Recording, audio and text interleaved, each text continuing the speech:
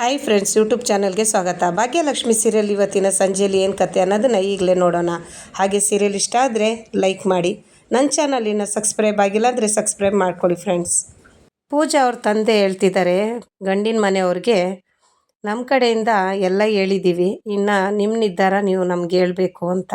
ಧರ್ಮಣ್ಣ ಹೇಳ್ತಿದ್ದಾರೆ, ಪೂಜಾ ಹೆಂಗೆ, ಅವಳಿಗೇನು ಬರುತ್ತೆ ಏನು ಬರಲ್ಲ ಅನ್ನೋದು ನನ್ನ ಸೊಸೆ ಸ್ಪಷ್ಟವಾಗಿ ಹೇಳಿದ್ದಾಳೆ ಅಂತ.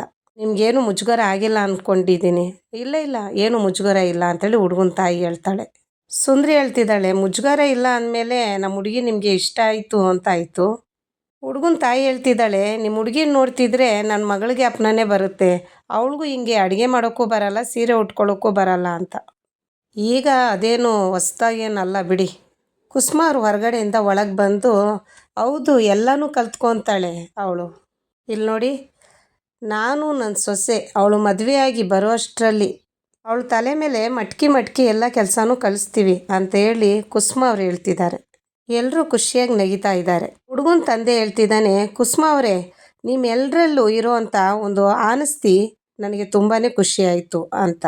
ನಿಮ್ಮನ್ನೆಲ್ಲರೂ ನೋಡಿ ನನಗೆ ತುಂಬ ಖುಷಿಯಾಯಿತು ಅಂತ ಹೇಳ್ತಿದ್ದಾರೆ. ಅಷ್ಟರಲ್ಲಿ ಭಾಗ್ಯ ಹೇಳ್ತಾಳೆ, ನಿಮಗೆ ಏನೂ ಅಭ್ಯಂತರ ಇಲ್ಲ ಅಂದರೆ ನಾನು ಹುಡುಗನ ಹತ್ರ ಮಾತಾಡಬೇಕು ಅಂತ.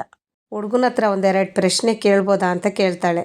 ಆವಾಗ ಕೇಳಿ ಅಂತೇಳಿ ಆ ಹುಡುಗ ಹೇಳ್ತಿದ್ದಂಗೆ ಹುಡುಗನ ತಾಯಿ ಅದೇನು ಕೇಳಬೇಕೋ ನನ್ನ ಹತ್ರನೇ ಕೇಳಿ ಅಂತ ಹೇಳ್ತಾಳೆ. ಭಾಗ್ಯ ಹೇಳ್ತಾಳೆ, ಅಲ್ಲ ನನಗೆ ಹುಡುಗನಿಂದನೇ ಉತ್ತರ ಬೇಕು ಅಂತ. ಎಸ್ ಮೇಡಮ್ ಹೇಳಿ ಅಂತ ಹೇಳಿ ಆ ಹುಡುಗ ಕೇಳ್ತಿದ್ದಾನೆ. ನನ್ನ ತಂಗಿ ಪೂಜಾ ಇದ್ದಾಳಲ್ಲ, ಅವಳಿವಾಗ ಕೆಲ್ಸಕ್ಕೆ ಹೋಗ್ತಿದ್ದಾಳೆ. ಜಿಮ್ಮಲ್ಲಿ ರಿಸೆಪ್ಷನಲ್ಲಿ ಕೆಲಸ ಅವಳಿಗೆ. ಮದುವೆ ಆದಮೇಲೆ ಕೆಲ್ಸಕ್ಕೆ ಹೋಗ್ಬೋದಾ ಇಲ್ಲ ಮನೇಲಿ ಇರಬೇಕು ಅನ್ನೋ ಷರತ್ತು ಏನಾದರೂ ಇದೆಯಾ ಅಂತೇಳ್ಬಿಟ್ಟು ಭಾಗ್ಯ ಕೇಳ್ತಾಳೆ. ಪೂಜಾ ಸೈಡಲ್ಲಿ ಹುಡುಗನ್ನ ನೋಡ್ತಾ ಇದ್ದಾಳೆ. ಹುಡುಗ ನಂದು ಯಾವ ಅಭ್ಯಂತರನೂ ಇಲ್ಲ, ಮದುವೆ ಆದಮೇಲೂ ಕೂಡ ಅವಳು ಕೆಲ್ಸಕ್ಕೆ ಹೋಗ್ಬೋದು ಅಂತೇಳಿ ಒಪ್ಕೊತಾನೆ. ಪೂಜಾ ಅವ್ರಿಗೆ ಯಾವ ಕೆಲಸ ಇಷ್ಟನೋ ಅದೇ ಮಾಡಲಿ, ಅದೇ ಮಾಡು ಇದೇ ಮಾಡು ಅಂತ ಯಾವುದೇ ಕಾರಣಕ್ಕೂ ನಾನು ಹೇಳಲ್ಲ ಅಂತ ಹೇಳ್ತಾನೆ. ಎಲ್ಲಕ್ಕಿಂತ ಹೆಚ್ಚಾಗಿ ನನಗೊಬ್ಳು ತಂಗಿದ್ದಾಳೆ, ಅವಳು ಕೆಲ್ಸಕ್ಕೆ ಹೋಗ್ತೀನಿ ಅಂದರೆ ನಾನು ಬೇಡ ಅಂತ ಹೇಳೋಕ್ಕಾಗುತ್ತಾ ಅಂತ ಹೇಳ್ತಾನೆ ಹುಡುಗ. ವಾ, ನಿಮ್ಮ ಮಾತು ಕೇಳಿ ನನಗೆ ತುಂಬ ಖುಷಿ ಆಯಿತು ಅಂತ ಭಾಗ್ಯ ಹೇಳ್ತಿದ್ದಾಳೆ. ಅಂದಂಗೆ ನೀವೇನು ಕೆಲಸ ಮಾಡ್ಕೊಂಡಿದ್ದೀರಿ ಅಂತ ಹೇಳ್ಬಿಟ್ಟು ಭಾಗ್ಯ ಕೇಳುವಾಗ ಆ ಹುಡುಗ ಹೇಳೋಕೆ ಬರೋ ಅಷ್ಟರಲ್ಲಿ ಅವ್ರ ತಾಯಿ ಹೇಳ್ಕೊತಾ ಇದ್ದಾಳೆ, ಅವನು ದೊಡ್ಡ ಕಂಪ್ನಿ MNC ಕಂಪ್ನಿಯಲ್ಲಿ ಕೆಲಸ ಮಾಡ್ತಿದ್ದಾನೆ ಅಂತ. ಸಖತ್ತಾಗಿ ದುಡಿತಾ ಇದ್ದಾನೆ.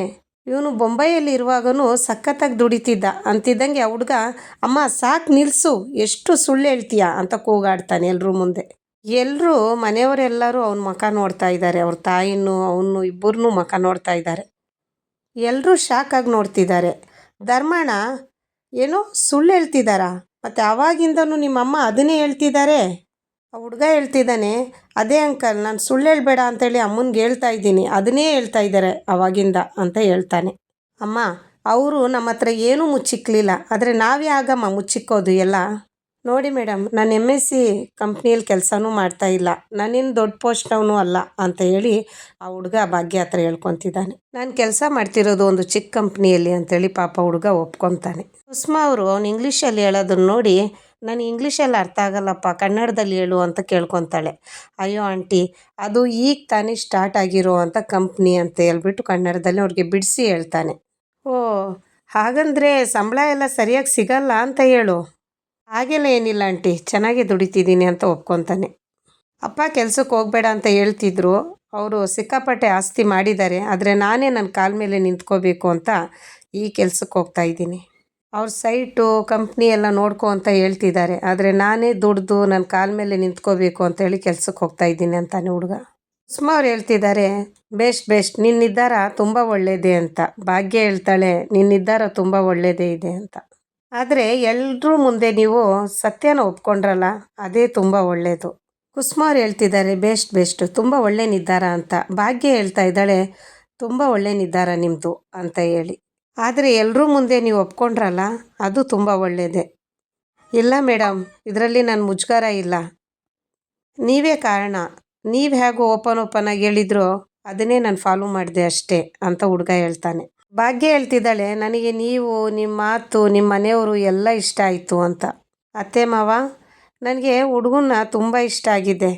ನನ್ನ ಪೂಜಾ ಇವ್ರ ಜೊತೆಯಲ್ಲಿ ಒಳ್ಳೆ ಜೀವನ ನಡೆಸ್ಬೋದು ಅಂತ, ಒಳ್ಳೆ ಜೋಡಿ ಅಂತ ಅನ್ನಿಸ್ತಿದೆ ಅಂತೇಳಿ ಭಾಗ್ಯ ಹೇಳ್ತಾಳೆ. ಎಲ್ಲರೂ ಪೂಜಾನ ನೋಡಿ ರೇಗಿಸ್ತಾ ಇದ್ದಾರೆ. ಅಷ್ಟರಲ್ಲಿ ಪೂಜಾನ ನೋಡಿ ಸುಂದ್ರಿ ಏನಮ್ಮಣ್ಣಿ ನಾಚ್ಕೊತಾ ಇದೆಯಾ ಅಂತ ಹೇಳ್ಬಿಟ್ಟು ರೇಗಿಸ್ತಾ ಇದ್ದಾಳೆ.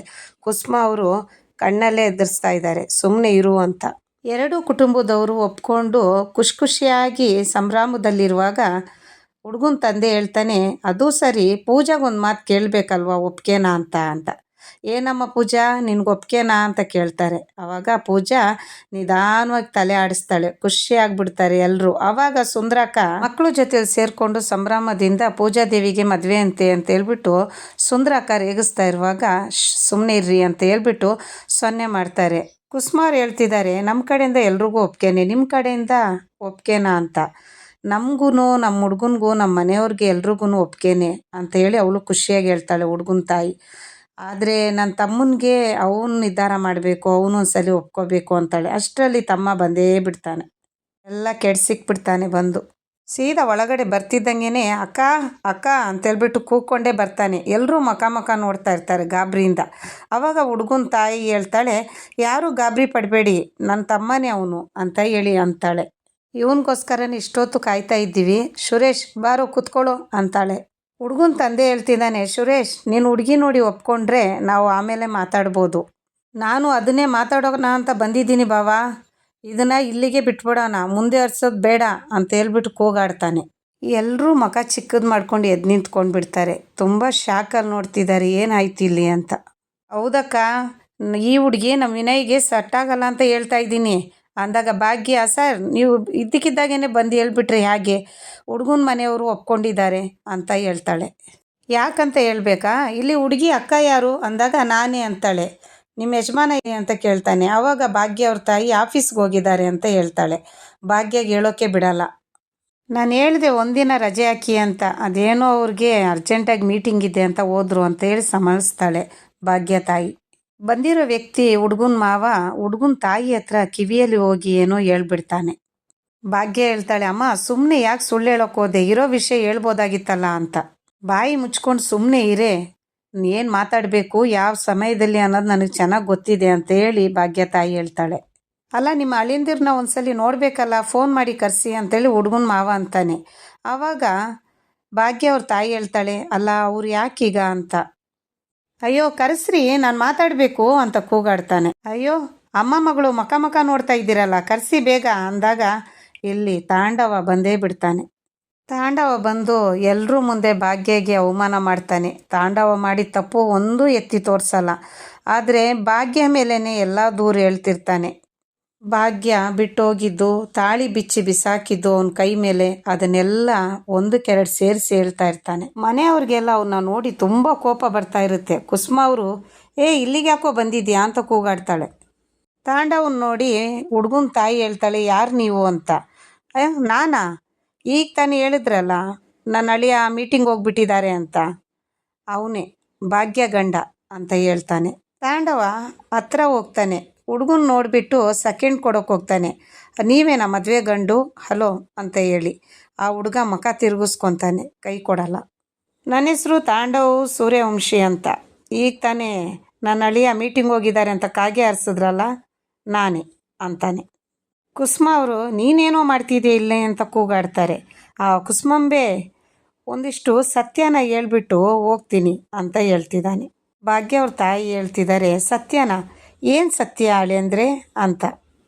ಧರ್ಮಣ್ಣ ಹೇಳ್ತಿದ್ದಾನೆ ಮಗನ ನೋಡಿ, ತಾಂಡವ್, ನೀನು ಇಲ್ಲಿಂದ ಮರ್ಯಾದಿಂದ ಹೋದ್ರೆ ಸರಿ, ನಿನ್ನಂಥವನು ಶುಭ ಕಾರ್ಯಕ್ಕೆ ಬಂದರೆ ಎಲ್ಲ ಹಾಳಾಗೋಗುತ್ತೆ ಅಂತ. ಅರೆ ಏನಪ್ಪ, ನನ್ನ ಭಾಗ್ಯ ಮಧ್ಯದಲ್ಲಿ ಏನೇನು ನಡೀತೋ ಅದೇ ಸತ್ಯ ಎಲ್ಲ ಇವ್ರಿಗೆ ಗೊತ್ತಾಗಬೇಕು ತಾನೇ ಅಂತಾನೆ ತಾಂಡವ. ಅದರಲ್ಲೂ ಭಾಗ್ಯ ಮದುವೆ ಮಾಡ್ತಿದ್ದಾಳೆ ಅಂದರೆ ಎಲ್ಲ ಸತ್ಯನೂ ಗೊತ್ತಾಗಬೇಕು, ಅದೇ ನನ್ನ ಪಾಲಿಸಿ, ಅಲ್ಲಲ್ಲ ಭಾಗ್ಯ ಪಾಲಿಸಿ ಅಂತಾನೆ. ಹುಡುಗನ ಮನೆಯವ್ರ ಹತ್ರ ಹೇಳ್ತಿದ್ದಾನೆ ತಾಂಡವ, ನೋಡಿ ಒಂದು ಟೈಮಲ್ಲಿ ನಾನು ಭಾಗ್ಯ ಗಂಡ ಹೆಂಡತಿ ಆಗಿದ್ದೀವಿ, ಆದರೆ ಅವಳು ಈ ಸಂಬಂಧನೇ ಬೇಡ ಅಂತ ಹೇಳ್ಬಿಟ್ಟು ಬಿಟ್ಬಿಟ್ಟು ಹೋಗ್ಬಿಟ್ಲು. ಒಂಟಿ ಹೆಣ್ಣಿನ ಬದುಕು ಲೀಡ್ರು ಮಾಡ್ತೀನಿ ಅಂತ ಹೇಳಿ ಅವಳು ಕಟ್ಟಿರೋ ತಾಳಿನ ತೆಗೆದುಬಿಟ್ಟು ಕೈಗೆ ಇಕ್ಬಿಟ್ಟು ಹೋಗ್ಬಿಟ್ಲು ಅಂತಾನೆ ತಾಂಡವ. ಬಂದವ್ರು ಹೇಳ್ತಿದ್ದಾರೆ, ಅಕ್ಕನೇ ಹಿಂಗೆ ಅಂದರೆ ತಂಗಿ ಇನ್ನೆಂಗೆ ಅಂತ. ಬಂದವರೆಲ್ಲ ಭಾಗ್ಯ ಮೇಲೆ ತಪ್ಪಾಗಿ ಮಾತಾಡುವಾಗ ಪೂಜಾಗೆ ಕೋಪ ಬಂದು, ಎಲ್ಲರೂ ಒಂದು ನಿಮಿಷ ಸುಮ್ಮನೆ ಇರ್ತೀರಾ ಬಾಯಿ ಮುಚ್ಕೊಂಡು ಅಂತ ಕೂಗಾಡ್ತಾಳೆ. ಇಲ್ಲಿಗೆ ಕತೆ ಮುಗೀತು.